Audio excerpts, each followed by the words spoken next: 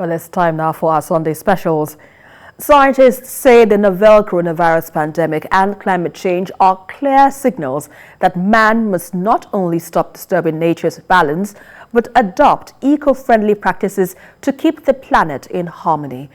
As part of a series of special reports on 1 year of the virus pandemic in Nigeria, environmental correspondent examines the path the virus has traveled under the shadow of climate change.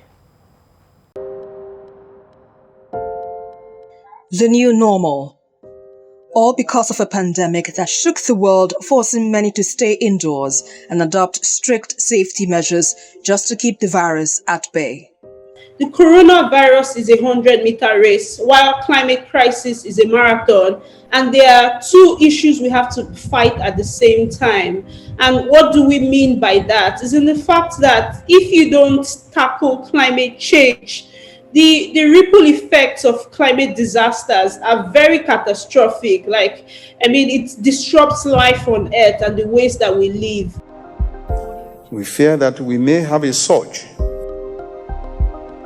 Now that is becoming clear to everyone. While it has been predicted that the virus will be with us for a long time, others are yet to come to terms with just how much of the world as we know it has been altered.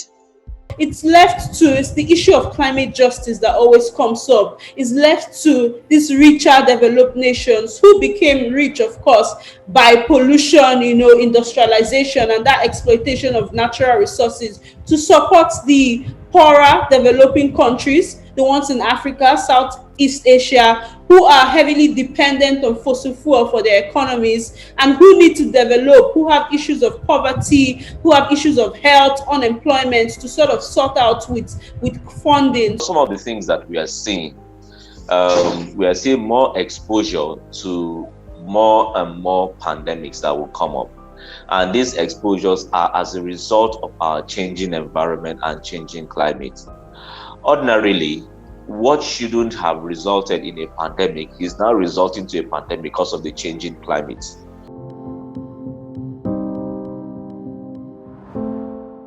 Nearly 75% of all infectious diseases like the Ebola virus, the SARS outbreak of 2002, and the Middle East respiratory syndrome have been linked to man's negative interaction with and exploitation of wildlife.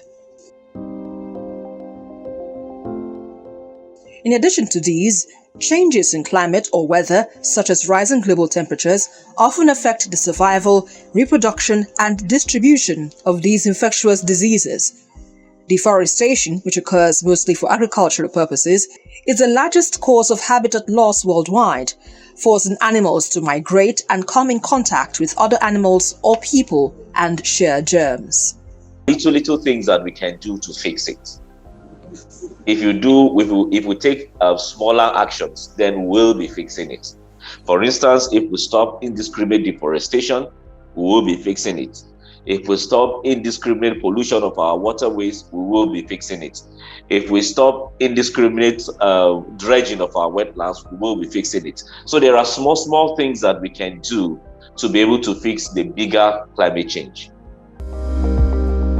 The COVID-19 pandemic forced a reduction of global carbon emissions and improved air quality owing to the lockdown of major cities. But despite this brief dip, a recent United Nations report reveals that the planet is still heading for a global temperature rise of 3 degrees Celsius this century.